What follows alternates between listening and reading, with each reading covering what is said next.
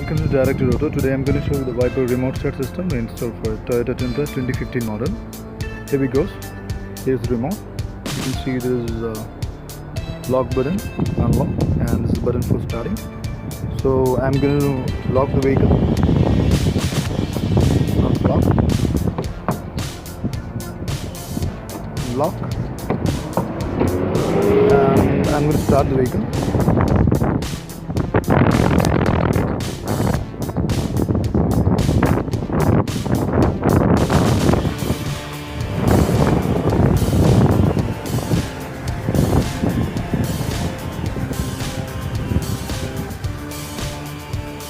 The main advantage of the system is that you can start the car and pre-cool the car in summer.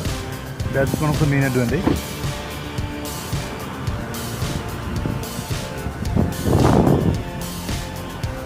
The same way we can